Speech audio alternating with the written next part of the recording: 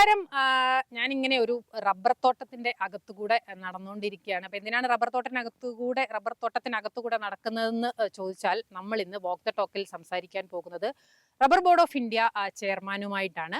Rubber board കേന്ദ്ര വാണിജ്യ മന്ത്രാലയത്തിന് കീഴിൽ പ്രവർത്തിക്കുന്ന ഒരു ബോർഡാണ്. അതിന്റെ ചെയർമാൻ ശ്രീ എൻ ഹരി.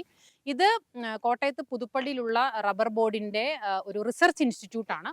ഇവിടെ ഏതാണ്ട് 25 ഏക്കറിലുള്ള ഒരു റിസർച്ച് ഇൻസ്റ്റിറ്റ്യൂട്ടാണ്. വലിയ തോതിലുള്ള ഗവേഷണങ്ങളൊക്കെ ഇവിടെ നടക്കുന്നുണ്ട്. അപ്പോൾ ഇവിടെ വെച്ചാണ് നമ്മൾ അദ്ദേഹത്തെ കാണുകയും സംസാരിക്കുകയും എല്ലാം ചെയ്യുന്നത്. അപ്പോൾ പോയിട്ട് ശ്രീ എൻ ഹരിയെ കാണാം, സംസാരിക്കാം.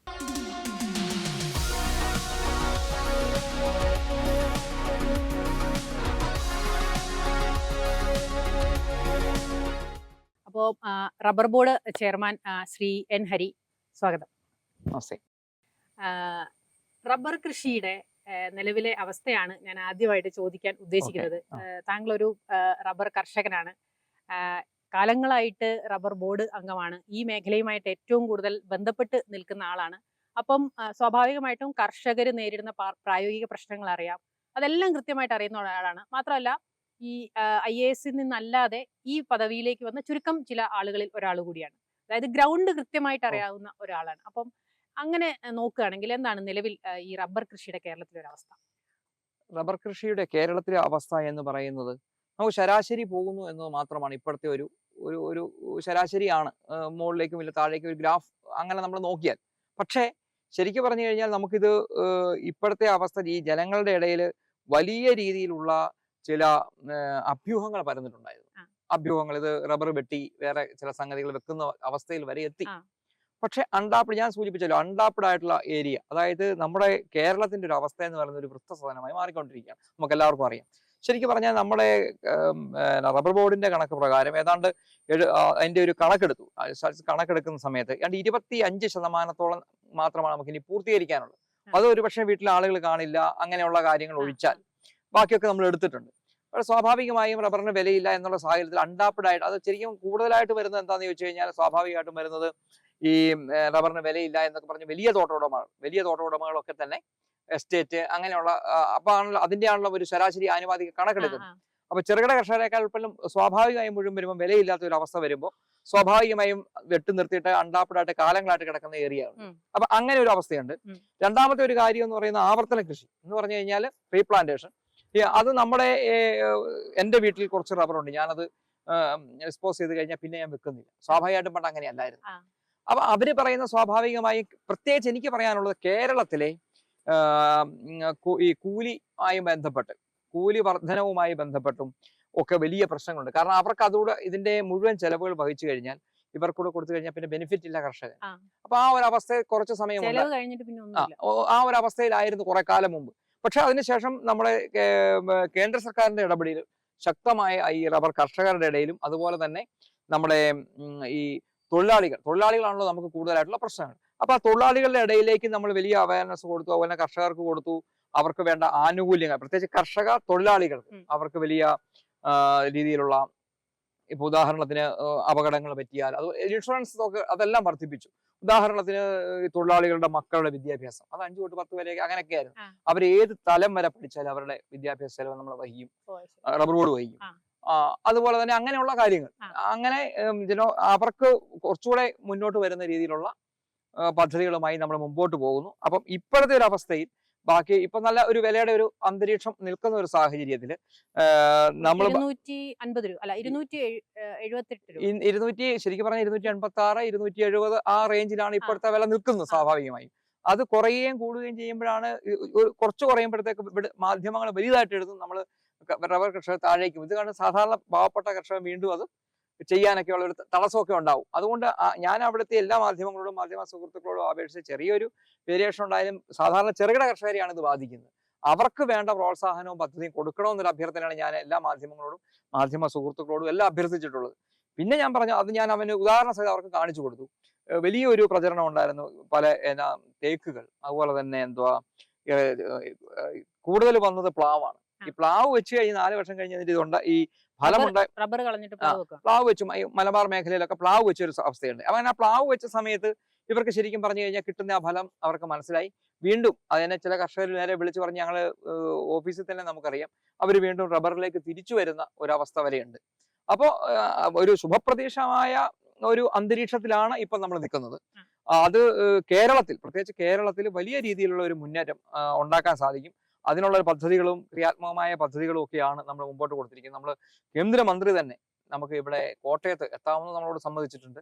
അപ്പോ അതുപോലെ തന്നെ അദ്ദേഹവും വളരെ ഇതായിട്ട് നമ്മുടെ വളരെ അനുഭാവപൂർവമായ ഒരു പരിഗണനയാണ് അദ്ദേഹം വന്നതിന് ശേഷമാണ് പല ഇത്തരം പുതിയ ഈ റബ്ബർ ഈ നമ്മുടെ നോർത്ത് ഈസ്റ്റിലെ കൃഷിയും ഒക്കെയായി ബന്ധപ്പെട്ട ആത്മ എന്ന് പറഞ്ഞാൽ റബ്ബർ മാനുഫാക്ചറിംഗ് അവരുടെ അസോസിയേഷന്റെ ഫണ്ട് അവിടെ എത്തിക്കാനും അവിടെ റബ്ബർ കൃഷി വ്യാപകമാക്കുവാനും ഒരു ഇട നമുക്കുണ്ടായത്. ഇതിനകത്ത് ശരിക്കും ഒത്തിരി കാര്യങ്ങൾ, റബ്ബർ ബോർഡ് എന്ന് കേൾക്കുമ്പോൾ അതൊരു റബ്ബറിന്റെ ഒരു വിലയും ബാക്കിയുള്ള കാര്യങ്ങളും മാത്രമാണ് എല്ലാവരും ചർച്ച ചെയ്യുന്നത്. പക്ഷെ അതിനപ്പുറം വലിയ കാര്യങ്ങളുണ്ട്.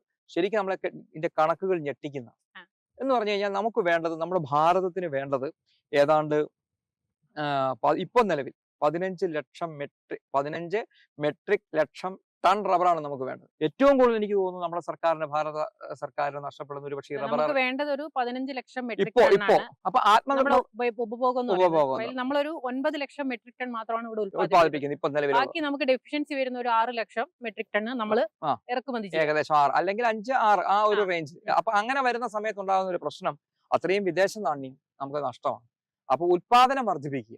ഈ ഉത്പാദനം വർദ്ധിച്ച് ആത്മനിർഭർ ഭാരത് കൂടെ വരുന്ന സമയത്ത്, അല്ലാണ്ട് നമ്മളിപ്പോൾ ഇതല്ലല്ലോ നോക്കണ്ട, ഒരു 3 വർഷം കൂടെ കഴിയുമ്പോൾ അല്ലെങ്കിൽ 4 വർഷം കൂടെ ചെയ്യുമ്പോൾ ഈ 15 എന്നുള്ള ഒരു 18-20 ഒക്കെ ആവും. അപ്പൊ ആഭ്യന്തര വിപണി നമുക്ക് സജീവമാക്കാൻ വേണ്ടി നമ്മുടെ ഉത്പാദനം വർദ്ധിപ്പിക്കണം. അപ്പൊ അത് ആ ഉത്പാദനം വർദ്ധിപ്പിക്കുന്ന ഇപ്പൊ ഞാൻ പറയുന്നത് ഏതാണ്ട് 9,000 കോടി രൂപയുടെ വിദേശ നാണ്യമാണ് നമ്മൾ ഇറക്കുമതിയായിട്ട് ഇപ്പൊ നമുക്ക് ചെലവായിക്കൊണ്ടിരിക്കുന്നത്. ആദ്യം ഈ സെക്ടറിൽ തന്നെ നമുക്ക് ഈ ഉത്പാദനം നമുക്ക് വന്നു കഴിഞ്ഞാൽ, ഇറക്കുമതി പാരമ്പര്യമായി കുറഞ്ഞു കഴിഞ്ഞാൽ അപ്പൊ നമുക്ക് കൊടുക്കാതിരിക്കാം. അതാണ് നിയമം. താങ്കൾ ഒരു വ്യവസായം ചെയ്യുന്നുണ്ടെങ്കിൽ താങ്കൾക്ക് ലഭ്യമാകുന്നില്ല എങ്കിൽ അത് ഇറക്കി കൊടുക്കേണ്ട ഉത്തരവാദിത്തം സർക്കാരിന്റെയാണ്. കൊടുക്കേണ്ട ആവശ്യം നമ്മൾ അത് ഇറക്കുമതി ചെയ്യണം. ഒന്നാമത്തെ കാര്യം അത്. 2 എന്ന് പറയുന്നത് പലരും ചോദിക്കും, നാച്ചുറൽ റബ്ബറിന്റെ കാര്യമല്ലേ? അതെ അതെ, നാച്ചുറൽ റബ്ബർ. അതുപോലെ തന്നെ വേറൊരു കാര്യം എനിക്ക് സൂചിപ്പിക്കാനുള്ളത്, നമ്മളോട് എല്ലാവരോടും പറയും ഈ റബ്ബറിന്റെ ഇറക്കുമതി ചുങ്കം അത് ഏറ്റവും കൂടുതൽ വർദ്ധിപ്പിച്ചത് നമ്മളാണ്. കേന്ദ്ര സർക്കാരാണ്. കേന്ദ്ര സർക്കാർ 25% ഏറ്റവും കൂടുതൽ. അതായത് എല്ലാവരും പറഞ്ഞുകൊണ്ടിരുന്നു, ഓരോ പ്രാവശ്യം നമ്മൾ കയറ്റി കൊണ്ടുവന്നു. നമുക്കറിയാം നമ്മുടെ ആസിയൻ കരാറുമായി ബന്ധപ്പെട്ട് നമുക്കൊരു നിയമമുണ്ട്. അതിനിപ്പോ രാഹുൽ ഗാന്ധി പ്രധാനമന്ത്രി ആയാലോ ഇവിടുന്ന് പിണറായി വിജയൻ പ്രധാനമന്ത്രി ആയാലോ ഒന്നും അതിനകത്തൊരു മാറ്റവും കൊണ്ടുവരാൻ സാധിക്കില്ല. കാരണം അത് എന്ന് പറയുന്നത് ആ നിയമം നിലനിൽക്കുകയാണ്. അതിനകത്ത് 25% നമുക്ക് ഏറ്റവും കൂടുതൽ ഈ ഇറക്കുമതി ചുങ്കം വെക്കാൻ സാധിക്കും. അത് ഏറ്റവും കൂടുതൽ വെച്ച ഒരു സർക്കാരാണ് നമ്മുടെ. അതുപോലെ തന്നെ ഇതിന്റെ ഇറക്കുമതി 25% നമുക്ക് പരമാവധി വെക്കാൻ പറ്റുന്ന സംഖ്യ. അതുപോലെ തന്നെ വേറൊരു കാര്യം, ഈ എല്ലാ തുറമുഖങ്ങൾ വഴിയും നമുക്ക് ഇത്തരം ഇറക്കുമതികൾ ഉണ്ടായിരുന്നു. അത് വെട്ടിച്ചുരുക്കി 2 തുറമുഖങ്ങൾ വഴിയാക്കി ചുരുക്കിയതും ഈ സർക്കാരാണ്. അപ്പൊ സ്വാഭാവികമായിട്ടും പരമാവധി ചെയ്യാവുന്നത് ചെയ്യും, ബാക്കി ചെയ്യേണ്ടത് ചെയ്ത് കൊടുക്കണമല്ലോ നമ്മൾ. അതാണ് സ്വാഭാവികമായിട്ട് ഇപ്പൊ നടന്നുകൊണ്ടിരിക്കുന്നത്.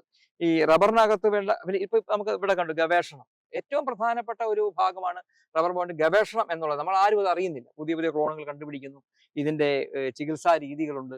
ഇങ്ങനെ ഇപ്പൊ ഇവിടെയുള്ളതല്ല, ആസാമിൽ വരുന്ന ഒരു റബ്ബർ ഇവിടുത്തെ ക്ലൈമറ്റിന് പറ്റിയതാണ് ഇവിടെ വേണ്ടത്. ഇവിടുത്തെ ക്ലൈമറ്റിന് പറ്റിയാണ് ഇവിടെ പുതിയ സ്ഥലങ്ങളിലേക്ക്. അപ്പൊ അതുപോലെ തന്നെ നമ്മൾ അത്തരം ഗവേഷണങ്ങൾ മുഴുവൻ നമുക്ക് നടക്കേണ്ടതുണ്ട്.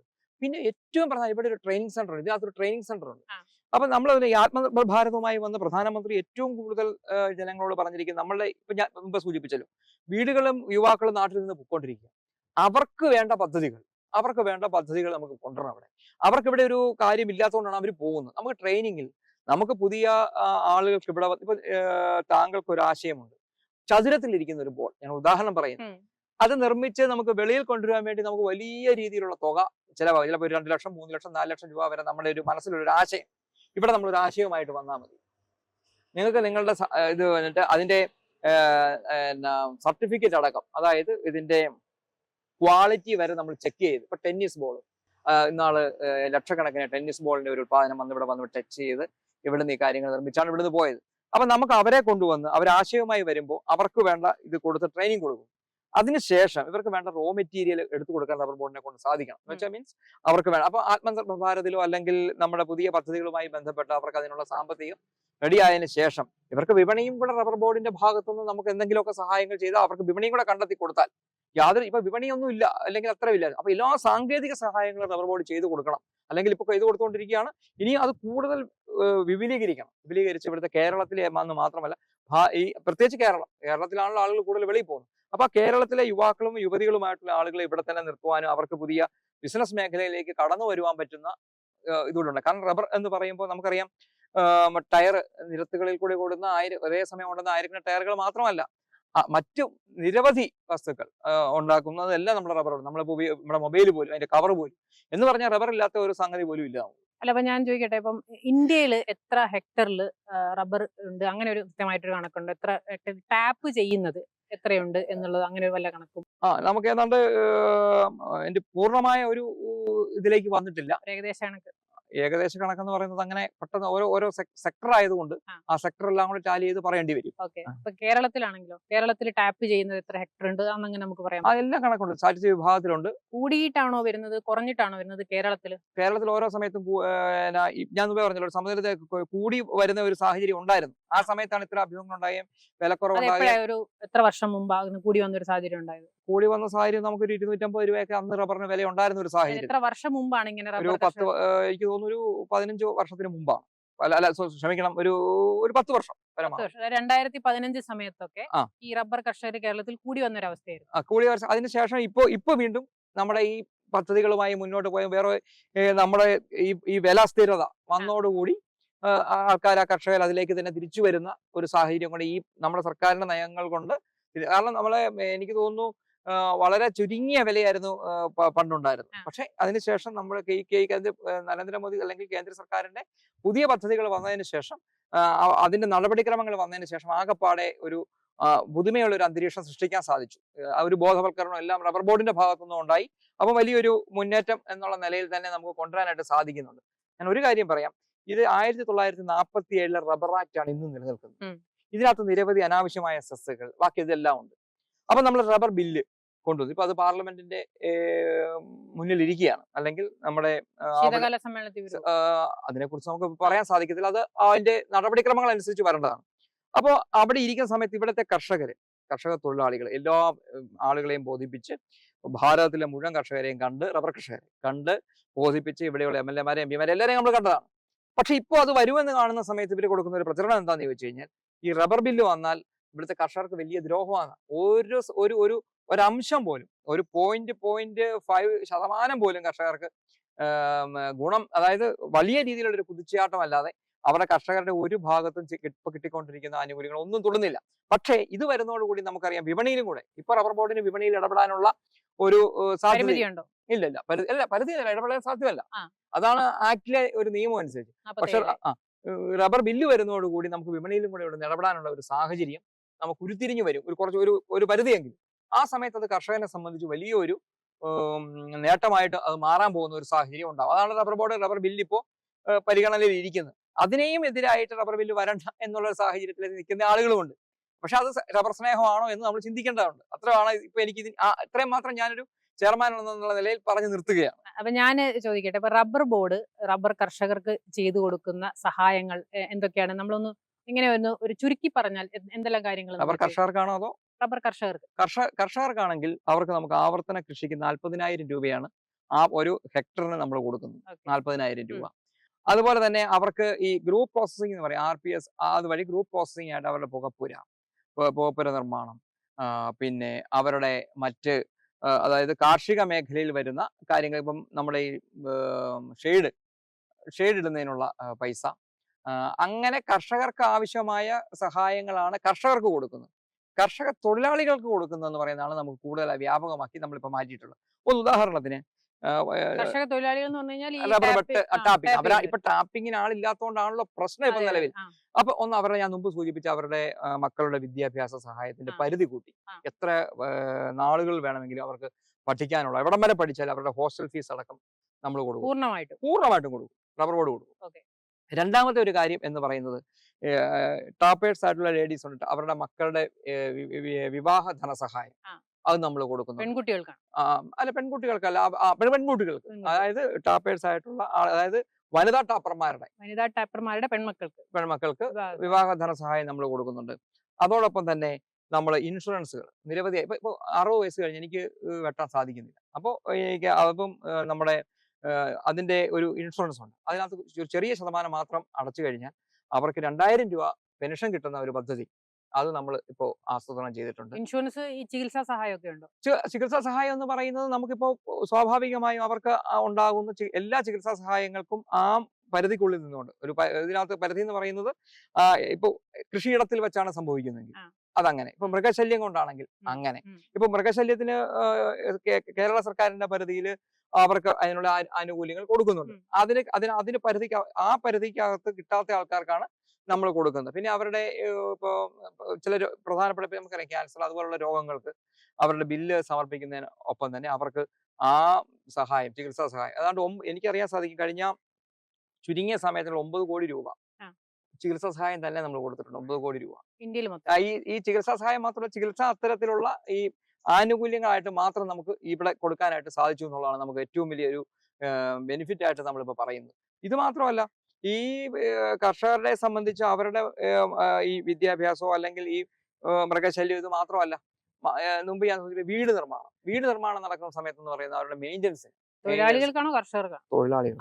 ഞാനിപ്പോ പറഞ്ഞുകൊണ്ട് വരുന്ന എല്ലാം തൊഴിലാളികൾക്ക് അവരുടെ വീട് മെയിൻ്റനൻസ് അതിനുള്ള പണം നമ്മൾ ശൗചാലയം നമ്മൾ നിർമ്മിച്ചു കൊടുക്കുന്നുണ്ട്. അങ്ങനെ അവരെ ആ മേഖലയിൽ തന്നെ പിടിച്ചു നിർത്താനും പുതിയ ആൾ ഇപ്പൊ ആരും വരുന്നില്ല, യുവാക്കൾ ആരും വരുന്നില്ലല്ലോ. അപ്പൊ അതിനിപ്പോ ആളുകൾ കുറെ അതിനാണ് ഇത്രയും നമ്മൾ പറയും. ഇനി പുതിയതായിട്ട് ആളുകൾ വരുന്ന സമയത്ത് തന്നെ നമ്മുടെ ബോർഡിനെ സംബന്ധിച്ച് ഇപ്പൊ നമ്മൾ ചെയ്യുന്ന ഇപ്പൊ ഉടൻ തന്നെ ഒരു വെബ്സൈറ്റ് ലോഞ്ച് ചെയ്യും. അപ്പൊ അതിനകത്ത് നമുക്ക് വ്യവസായികളുടെ കർഷകരുടെ ഇപ്പൊ കർഷകർ എനിക്ക് 50 റബ്ബർ വെട്ടാനുണ്ടെന്ന് അതിനകത്ത് നമുക്ക് ചെയ്യാം. അപ്പൊ അതിനനുസരിച്ച് നമ്മൾ കൊടുക്കുന്ന അല്ലെങ്കിൽ അതിനകത്ത് അതിന്റെ തൊഴിലാളികളെ അവർക്ക് അതിനകത്ത് കയറാം. ഇനി അതൊന്നുമല്ല RPSകൾ വഴി നമ്മൾ സൊസൈറ്റി ആ സൊസൈറ്റികൾ വഴി അവരെയും കൂടെ മുഖവിലേക്ക് എടുത്തുകൊണ്ട് നമ്മൾ ആൾക്കാർക്ക് ട്രെയിനിങ് കൊടുത്തുകൊണ്ട് പുതിയ ഒരു തലമുറയെ കൊടുക്കുന്നുണ്ട് ട്രെയിനിങ്. ഇപ്പൊ അതിന്റെ പ്രാരംഭ നടപടികൾ ആരംഭിച്ചു. അവർക്ക് ഇത് കൊടുത്തുകൊണ്ട് അവരാണ് പക്ഷെ റബ്ബർ ബോർഡിന് നേരിട്ടല്ല RPS വഴി അതിന്റെ റബ്ബർ ബോർഡ് എല്ലാ സഹായവും ചെയ്യും. അങ്ങനെ അവരെയും കൂടി ആ കർഷകർ അതെല്ലാം ചെയ്യും. അതെല്ലാം നമ്മൾ ഇപ്പോഴും ചെയ്യുന്നുണ്ട്. അതായത് ട്രാപ്പേഴ്സ് ട്രെയിനിങ് ഡിപ്പാർട്ട്മെന്റ് തന്നെ നമുക്കുണ്ട്. അതിനകത്ത് നമുക്ക് ട്രെയിനേഴ്സ് ആയിട്ടുള്ള അവരുടെ അത് സ്വാഭാവികമായിട്ട് നടന്നു പോകുന്നുണ്ട്. അപ്പൊ ഇപ്പൊ അവർക്ക് സംഘടനയൊക്കെ ആയിട്ടുണ്ട്. അപ്പൊ അത് നടക്കുന്നുണ്ട് ആ കൂടെ തന്നെ. അപ്പോൾ എല്ലാ തരത്തിലും വലിയ ഒരു മുന്നേറ്റം നമുക്ക് ഉണ്ടാക്കാനായിട്ട് സാധിക്കുന്ന രീതിയിലുള്ള ഒരു മുന്നോട്ട് പോക്കാണ് നമ്മളിപ്പോൾ വിഭാവനം ചെയ്തുകൊണ്ടിരിക്കുന്നത്.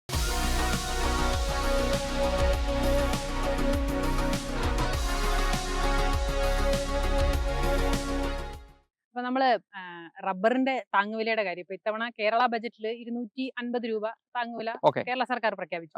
അപ്പൊ രാഷ്ട്രീയപരമായിട്ട് അവർ പറയുന്ന ഒരു കാര്യം, കേന്ദ്ര സർക്കാർ താങ്ങുവില റബ്ബറിന് പ്രഖ്യാപിക്കാൻ തയ്യാറാവുന്നില്ല. BJP നേരത്തെ തെരഞ്ഞെടുപ്പ് വാഗ്ദാനമായിട്ട് റബ്ബറിന്റെ താങ്ങുവില പ്രഖ്യാപിക്കുമെന്നൊക്കെ പറഞ്ഞിരുന്നു.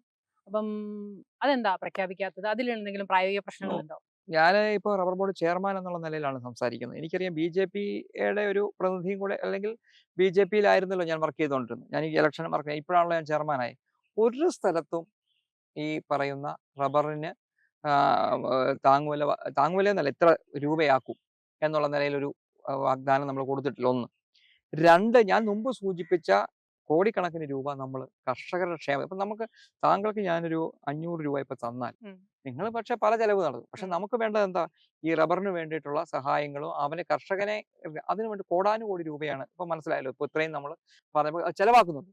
അതിനപ്പുറം ഇപ്പൊ 250 രൂപ എന്ന് ഇവർ പറയുന്നു. ശരി, കഴിഞ്ഞ കേരള സർക്കാർ ഏതാണ്ട് 700 കോടി, ഇപ്പോൾ അതിനു മേലുള്ള ഒരു ബഡ്ജറ്റ് വരുന്ന സമയത്ത് കോടാനുകോടി രൂപ വയ്ക്കും. എനിക്ക് ഇവിടുത്തെ സർക്കാരിനോട് ചോദിക്കാനുള്ള ഒരു ചോദ്യം, നിങ്ങൾ അതൊരു 300 രൂപയാക്കണം. കാരണം ഇപ്പോഴത്തെ ഇത് നിങ്ങൾ പ്രഖ്യാപിക്കുന്ന സമയത്ത് 270 രൂപ 250 രൂപ വിലയുണ്ട്. വേണ്ട 260 ആയിക്കോട്ടെ, അതിന് അല്ല ആയിക്കോട്ടെ 250 ആയിക്കോട്ടെ. നിങ്ങൾക്ക് 1 രൂപ പോലും നിങ്ങളുടെ പണം എടുക്കേണ്ടി വരുന്നില്ല. അത് കഴിഞ്ഞ പ്രാവശ്യം ഇന്നല്ല നാമമാത്രമായി ഉണ്ടാവാം. പക്ഷേ ഈ തുക എന്ന് പറയുന്നത് നിങ്ങൾ ഒരു 300-ന് മേളിൽ വെക്കണം എന്നാണ് എൻ്റെ ഒരു ഇപ്പോഴത്തെ അഭ്യർത്ഥന. കാരണം ഇപ്പോഴത്തെ റബ്ബറിന്റെ വില നോക്കിയിട്ട്, കാരണം ശരാശരി ഞാൻ പറയുന്നത് നിങ്ങൾക്ക് 250 രൂപ വെക്കുമ്പോൾ ഒരു 3 വർഷത്തെ കണക്കെടുത്തോട്ടെ. 272 രൂപ ഉണ്ടായിരുന്നപ്പോഴാണ് 250 രൂപ താങ്ങുവില വെക്കുന്നത്. അപ്പൊ എൻ്റെ ഒരു സജഷൻ എന്ന് പറയുന്നത് നിങ്ങളൊരു 300 രൂപയാക്കൂ. അതല്ലേ ഒരു നിങ്ങൾ പറയുന്ന അന്നത്തെ സാഹചര്യം അല്ലേ ഇന്ന്. നിങ്ങൾ 250 രൂപ LDF സർക്കാർ 3 വർഷം വെക്കുമെന്ന് പറഞ്ഞിരുന്നു. നിങ്ങൾ കോടാനുകോടി രൂപ വെച്ചു. പക്ഷെ നിങ്ങൾക്ക് അതിനകത്ത് എത്ര രൂപ എടുക്കേണ്ടി വന്നു നിങ്ങൾ ആ, പറയട്ടെ. ആ. ഇപ്പൊ ഞാൻ ഇവിടുത്തെ UDF-ന്റെ സർക്കാരിനോട് ചോദിക്കുന്നത്, നിങ്ങൾക്ക് ഇതുവരെ ഇപ്പൊ നിങ്ങൾ വെച്ചതിന് ശേഷം ഉം. നിങ്ങൾക്ക് എത്ര രൂപ കൊടുക്കേണ്ടി വരും? ഉം. സ്വാഭാവികമായിട്ട് ഈ വില നിൽക്കുന്നു. പിന്നെ അത് താഴെ പോകുന്ന സമയത്ത് നാമമാത്രമായ ആളുകൾക്ക് മാത്രമാണ് ഉം. കൊടുക്കേണ്ടി വരിക. ഉം. കർഷകരോട് സ്നേഹം ഉണ്ടെങ്കിൽ കർഷകരെ വഞ്ചിക്കാതെ അവർക്ക് അതിന് ഉതകുന്ന രീതിയിലുള്ള പദ്ധതികളുമായി കേരള സർക്കാർ, ഉദാഹരണത്തിന് എനിക്ക് പറയാനുള്ളത് ത്രിപുര, ആസാം തുടങ്ങിയ സംസ്ഥാനങ്ങളെ കുറിച്ച് നിങ്ങൾ പറയുമല്ലോ. ഉം. അവിടെയുള്ള സർക്കാരുകൾ വിവിധങ്ങളായിട്ടുള്ള പദ്ധതികൾ ഈ റബ്ബർ കർഷകരുമായി ചേർന്ന് ഉദാഹരണത്തിന് ത്രിപുരയിൽ അത് ഏത് സർക്കാരും ആയിക്കോട്ടെ, ഇപ്പൊ ഇവിടെ UDF സർക്കാർ ഉണ്ടായിരുന്നു, അല്ലെങ്കിൽ UPA ഭരിച്ചിട്ടുണ്ട്. ആ സമയത്ത് മുതൽ ഒരു റബ്ബർ ബോർഡിന്റെ ഒരു പ്രതിനിധി എന്നാൽ അവരവരുടെ സർക്കാർ അതിഥിയായിട്ട് സ്വീകരിച്ചുകൊണ്ട് പോകുന്ന ഒരു സമീപനം അവർക്ക് ത്രിപുര. ത്രിപുര. അപ്പൊ അതുപോലെ തന്നെ ആസാം പണ്ട് CPM സർക്കാർ ഉണ്ടായിരുന്ന സമയത്ത്, അല്ല കമ്മ്യൂണിസ്റ്റ് സർക്കാർ ഉണ്ടായിരുന്ന സമയത്തും അങ്ങനെ അങ്ങനെ തന്നെ അവർ അതിന് വലിയ പ്രാമുഖ്യം കൊടുത്തിരുന്നു ഈ റബ്ബർ കർഷകർക്ക് വേണ്ടി. അപ്പൊ ആ സമയം ഇപ്പൊ അതുകൊണ്ട് ത്രിപുര വലിയ ഒരു റബ്ബർ മേഖലയായി മാറി. അതുപോലെ ഇപ്പൊ ആസാം മാറിക്കൊണ്ടിരിക്കുന്നു. അപ്പൊ അവിടുത്തെ സർക്കാരുകൾ എടുക്കുന്ന ഒരു സമീപനം, അത് ഇപ്പൊ നമുക്കറിയാം പല പദ്ധതികൾ, ചില പദ്ധതികൾ, വളങ്ങളുടെ പ്രയോഗങ്ങൾ, മറ്റേ മറ്റ് കർഷകരുടെ ഇതുമായി ബന്ധപ്പെട്ട് ക്ഷേമനിധി, അങ്ങനെ നിരവധി കാര്യങ്ങൾ കർഷകർക്ക് ചെയ്യാൻ പറ്റും റബ്ബർ കർഷകർക്ക് കേരള സർക്കാർ. അതെല്ലാം കൂടി കൊടുത്തു കഴിയുമ്പോൾ എല്ലാവരും ഒന്നിച്ച് അത് നമ്മുടെ കേരളത്തിലെ സർക്കാരും കേന്ദ്ര സർക്കാർ എല്ലാവരുടെ ഒന്നിച്ച് വരുന്ന ഒരു സമയത്ത് വലിയൊരു അന്തരീക്ഷം നമുക്ക് കേരളത്തിൽ കൊണ്ടുവരാനായിട്ട് സാധിക്കും. എന്തായാലും ശരി, കേരള സർക്കാരിന്റെ പ്രതിനിധികളുമായി നമ്മളൊരു ഈ കാര്യങ്ങൾ ചർച്ച ചെയ്യാൻ വേണ്ടിയിട്ടുള്ള അതെല്ലാ വർഷവും ഉള്ളതാണ്. കർഷകർക്ക് എന്ത് രാഷ്ട്രീയം നോക്കാതെ റബ്ബർ കർഷകന് വില കിട്ടണം എന്നുള്ളതാണ് ചെയർമാൻ എന്നുള്ള നിലയിൽ എനിക്ക് പറയാനുള്ളത്. ഓക്കെ. അപ്പൊ ഈ നമ്മുടെ രാജ്യത്ത് മൊത്തത്തിലുള്ള റബ്ബർ ഉൽപാദനം എടുത്താൽ ഏതാണ്ട് 80% ഉൽപ്പാദിപ്പിക്കപ്പെടുന്നത് കേരളത്തിലാണ്. 72% കേരളത്തിലാണ് ഉൽപ്പാദിപ്പിക്കുന്നത്. അപ്പോ ത്രിപുരയും അസമും ഈ ഹെക്ടർ കൂട്ടി വരികയാണ്. അവരുടെ ഇത് ആകുന്നേ ഉള്ളൂ. അതായത് അവരുടെ പ്ലാൻ, നമ്മുടെ ഈ എന്താ പറയാ, അത് തൈവെച്ച് അതിന്റെ ഫലം ഈടെടുക്കുന്ന ഒരു സമയത്തിലേക്കായി വരുന്നേ ഉള്ളൂ. അപ്പോഴത്തേക്ക് കുറച്ചുകൂടെ ഇത് വർദ്ധിക്കുന്നു. ഞാൻ മുമ്പ് പറഞ്ഞല്ലോ, ഉത്പാദനം വർദ്ധിപ്പിക്കുന്ന അവസ്ഥയിലേക്കൊക്കെ കൊണ്ടുവന്നാൽ അത് നമുക്ക് ഇവിടുത്തെ എല്ലാ കർഷകർക്കും, ഞാൻ പറഞ്ഞല്ലോ 72% വരുന്നത് കേരള കർഷകർക്കാണ് അതിന്റെ ഗുണം. നമ്മൾ ഇറക്കുമതിയുമായി ബന്ധപ്പെട്ട് ഇറക്കുമതി ചെയ്യാൻ നമ്മൾ ഇവിടെ തന്നെ ആഭ്യന്തര വിപണിയിൽ ഉത്പാദിക്കാൻ സാധിച്ചാൽ അതിന്റെ ഒരു ഗുണം നമുക്ക് കിട്ടും. പക്ഷെ അതുകൊണ്ടൊന്നും ആവില്ല. കാരണം ഇനിയും നമ്മൾ വളരെയധികം മുന്നോട്ട് പോകേണ്ടിയിരിക്കുന്നു. പരമാവധി സ്ഥലങ്ങളിലേക്ക് നമ്മൾ റീപ്ലാന്റ് നടക്കണം. അൺടാപ്ഡ് ഏരിയകൾ നമുക്ക് ഇവിടെ കേരളത്തിൽ വെട്ടാൻ സാധിക്കണം. ബാക്കിയുള്ള തരിശായിട്ട് കിടക്കുന്ന സ്ഥലങ്ങളിൽ കൃഷി വ്യാപിപ്പിക്കണം. ഇതൊക്കെയാണ് എന്റെ മനസ്സിലും ബോർഡ് മുമ്പിലേക്ക് വെക്കണമെന്നും നമ്മൾ ആഗ്രഹിക്കുന്ന വിഷയങ്ങൾ. അപ്പൊ ഇപ്പൊ ഒരു 22 വയസ്സുള്ള ഒരാളാണെന്ന് വിചാരിക്കും, സ്ത്രീയോ പുരുഷനോ ആവട്ടെ, അപ്പോ ചെറുപ്പക്കാരൻ, അപ്പം അവര് ചോദിക്കുകയാണ്, ഞാൻ ഈ റബ്ബർ കൃഷി ചെയ്യണോ? നിലമുണ്ട്, അല്ലെങ്കിൽ പാട്ടത്തിനെടുക്കാം, ഞാൻ റബ്ബർ കൃഷി ചെയ്യണോ? ചെയ്താൽ എനിക്ക് എന്ത് ഗുണം കിട്ടും? അങ്ങനെ ഒരാൾ ചോദിച്ചാൽ അവർക്ക് നമ്മൾ സിമ്പിളായി കൊടുക്കുന്ന ഒരു മറുപടി എന്തായിരിക്കും? സ്വാഭാവികമായും നമ്മൾ ചെയ്യണം എന്ന് തന്നെയാണ് പറയുന്നത്. ചെയ്യണം, റബ്ബർ കൃഷി ചെയ്യണം. റബ്ബർ കൃഷി ഞാൻ മുമ്പ് സൂചിപ്പിച്ചു, പല കൃഷികളും ചെയ്ത് കഴിഞ്ഞും അടുത്ത ആളുകൾ വീണ്ടും റബ്ബർ കൃഷിയിലേക്ക് വന്നു എന്ന് ഞാൻ പറയും. അപ്പൊ അത് നമ്മുടെ ഉൽപാദനക്കുറവ് കൊണ്ടാണ്. ശരിക്കും പറഞ്ഞാൽ ഉൽപാദനക്കുറവ്, നമ്മുടെ രാഷ്ട്രത്തോട് തന്നെ നമുക്കൊരു ഇത് ചെയ്യാൻ സാധിക്കുമല്ലോ. ഉൽപാദനക്കുറവ് കൊണ്ടാണ് നമുക്ക് ഈ ഇത്രയും പൈസ മുടക്കേണ്ടി വരും. അപ്പം ഉൽപാദനം വർദ്ധിപ്പിക്കണം. ഉൽപാദനം വർദ്ധിപ്പിക്കാൻ വേണ്ടി ചെയ്യുന്നതിനോടൊപ്പം തന്നെ ഇപ്പം ഒരുപക്ഷെ യുവാക്കള് അല്ലെങ്കിൽ യുവതികൾ കൃഷിയിലേക്ക് വരും, അല്ലെങ്കിൽ അവരോട് ഇത് അഭ്യർത്ഥിക്കും. പക്ഷെ അവരോട് എനിക്ക് അഭ്യർത്ഥിക്കാനുള്ളത്, റബ്ബർ മേഖലയിലെ ഈ പറയുന്ന നൂതനമായ എല്ലാ കാര്യങ്ങളും പ്രയോജനപ്പെടുത്തി ഒന്ന് കൃഷിയും അതുപോലെ തന്നെ സ്വയം തൊഴിലും ആയിട്ടുള്ള കാര്യങ്ങളിൽ അവര് ആ കാര്യങ്ങളോട് ഏറ്റെടുക്കണം. പിന്നെ ഒരു കാര്യമുള്ളത്, ഇപ്പം കാലാവസ്ഥ, കേരളത്തിലെ കാലാവസ്ഥയൊക്കെ മാറി. നേരത്തെ കൃത്യമായി നമുക്കൊരു മഴക്കാലം ഉണ്ടായിരുന്നു. ഇത്തവണ തിരുവാതിര ഞാറ്റുവേലയിൽ പോലും നമുക്ക് മഴ ഒട്ടും ഉണ്ടായിരുന്നില്ല, തിരിമുറിയാതെ പെയ്യണം എന്ന് പറയുന്ന സമയത്ത്. അപ്പം ആ മാറിയ കാലാവസ്ഥയ്ക്ക് അനുസരിച്ച് നമ്മളുടെ റബ്ബർ തൈ അല്ലെങ്കിൽ അത് വളരുന്ന രീതി, അതിനൊരു മാറ്റം കൊണ്ടുവരണമല്ലോ. അപ്പൊ ആ രീതിയിലുള്ള അതായത് ശരിക്കും പറഞ്ഞു കഴിഞ്ഞാൽ മറ്റൊരു കാര്യം പറയാം, നമ്മുടെ കാടുകളെല്ലാം തെളിഞ്ഞുകൊണ്ടിരിക്കുക. പച്ചപ്പ് ഇപ്പം മറ്റ് അതായത് രാജ്യാന്തര സർവേയിലൊക്കെ ശരിക്കും പറഞ്ഞാൽ വനം എന്ന് പറയുന്ന റബ്ബർ തന്നെയാണ് ഇവർ കാണിക്കുന്നത്. അപ്പൊ ശരിക്കും റബ്ബറിന്റെ ഓക്സിജൻ കൊടുക്കുന്ന ഓക്സിജന്റെ അതാണല്ലോ കാർബൺ വിൽപ്പനയുമൊക്കെയായി ബന്ധപ്പെട്ട് രാജ്യാന്തര വിപണി ചർച്ച നടക്കുന്ന സമയത്ത് റബ്ബറിൽ അതിനെ ഉൾപ്പെടുത്തണം എന്നുള്ള കൃഷിയാണല്ലോ, അത് ഉൾപ്പെടുത്തണം എന്നുള്ള നിലയിലൊക്കെയാണ് ചർച്ചകൾ ഇപ്പോൾ വന്നുകൊണ്ടിരിക്കുന്നത്. നമ്മൾ അതിലേക്ക് കടക്കണ്ട. പക്ഷേ ഈ മേഖലയിൽ വലിയ രീതിയിലുള്ള ഒരു എന്താ പറയാ പദ്ധതികളും കാര്യങ്ങളും നമ്മൾ കൊണ്ടുവന്നു കഴിഞ്ഞാൽ ആ കാര്യങ്ങളെല്ലാം കൃത്യമാകും എന്നുള്ളതാണ് അതിനകത്ത്. നിലവിൽ അതിനുള്ള റിസർച്ച് നടക്കുന്നുണ്ട്. ഈ അതിലേക്ക് ആ ഒരു പോയിന്റ് ഞാൻ വിട്ടുപോയി. നിലവിൽ ഈ കാലാവസ്ഥ ചേഞ്ചിങ് അനുസരിച്ചിട്ടുള്ള കൃഷിയുമായിട്ടുള്ള വ്യാപനങ്ങളുടെ റിസർച്ച് ഒക്കെ ഇവിടെ നടക്കുന്നുണ്ട് എല്ലാ തരത്തിലും. ആ. അത്തരം അത് നടക്കുന്നുണ്ട്. രോഗവ്യാപനം വന്നാൽ അതിനുള്ളതുണ്ട്. ഭൂമിയുടെ മണ്ണിന്റെ അനുസരിച്ചുള്ള ഘടനയ്ക്ക് അനുസരിച്ചിട്ടുള്ള തൈകൾ. ഇപ്പൊ ഞാൻ ഉദാഹരണം ഒരു സിമ്പിൾ ഉദാഹരണം ഞാൻ പറയാം. ഇവിടെ ഇപ്പൊ നടക്കുന്ന ഒരു കാര്യം, ഇപ്പൊ ഇത്രയും സ്ഥലത്ത് നമ്മൾ റബ്ബർ വെക്കും. അപ്പം നമ്മുടെ തൊട്ട അപ്പുറത്തെ സ്ഥലത്ത് ഒത്തിരി എരമ്പ് എന്താ വെച്ചാൽ റബ്ബർ ചില്ലകളുണ്ട്. അപ്പൊ അവിടെ വെക്കുമ്പോ അവിടെ സൂര്യപ്രകാശത്തിന് കുറച്ച് കുറവ് കിട്ടുമല്ലോ. അവിടെ വെക്കേണ്ട ആ ബോർഡറുകളിൽ മാത്രം വെക്കേണ്ട തൈകൾ, അതായത് നമ്മളിവിടെ ഒരു തൈ വെക്കുന്നു, ആ ബോർഡറിൽ എന്ത് തൈ വെക്കണം എന്ന് വരെ നമ്മൾ നിഷ്കർഷിക്കുന്നു. റബ്ബർ തൈ. അപ്പൊ അങ്ങനെ വരെയുണ്ട്. ഇത് ഇതിനു വേണ്ടിയിട്ട് നമ്മുടെ RP ഡിപ്പാർട്ട്മെന്റ്, അതായത് പ്രത്യേക ഡിപ്പാർട്ട്മെന്റ് തന്നെ അവരാണ് താഴെ FO ഓഫീസ് വരെ ഇതിനു വേണ്ടിയിട്ടുള്ള ഇവിടുത്തെ എനിക്ക് ഏറ്റവും കൂടുതൽ എടുത്തു പറയാൻ പറ്റുന്ന ഒരു സംഗതി ഞാൻ പറഞ്ഞില്ല. കേരളത്തിൽ ഏറ്റവും വ്യാപകമായ ഒരു സംഗതിയായിരുന്നു റബ്ബർ ബോർഡ് ആസ്ഥാനം കോട്ടയത്ത് നിന്ന് മാറും. കേരളത്തിലെ അല്ലെങ്കിൽ ഈ ഭാരതത്തിലെ മുഴുവൻ ഇത് നമ്മുടെ ഫീൽഡ് ഓഫീസുകളും അടഞ്ഞു കിടക്കുന്നു, ആളില്ല. ഞാൻ മെമ്പർ ആയിരുന്ന സമയത്ത് എനിക്ക് എടുത്ത് ഒരുപക്ഷെ അതൊക്കെ കൊണ്ട് എനിക്ക് പറയാം, ഇപ്പം മറ്റ് നെറ്റുകളിലൊക്കെ കാണുന്ന ഒരു സംഗതിയുണ്ട്. ഞാൻ 2 പ്രാവശ്യം മന്ത്രിയെ നേരിട്ട് കണ്ടിരുന്നു. പക്ഷേ നമ്മൾ ഒരിക്കലും പ്രതീക്ഷിച്ചില്ല. കാരണം ഇപ്പം നമ്മളെ ഇത്രയും അധികം ആളുകളെ ഒന്നിച്ച് ഒരു നിയമനം കൊടുക്കാൻ പറ്റും. കാരണം 55 ആളുകളെ നമ്മളിപ്പോ ഈ ഫീൽഡ് ഓഫീസ്, എല്ലാ ഫീൽഡ് ഓഫീസുകളും തുറക്കുന്ന ഒരു നമുക്ക് ഏതാണ്ട് 72, 80 കേരളത്തിലുള്ള. അപ്പൊ അതിൽ 55, 60 ഏകദേശം പൂർണ്ണമായി നമുക്ക് ചെയ്യാനായിട്ട് സാധിച്ചു എന്നുള്ളതാണ് നമുക്ക് പറ്റുന്ന നമുക്ക് എടുത്തു പറയാൻ.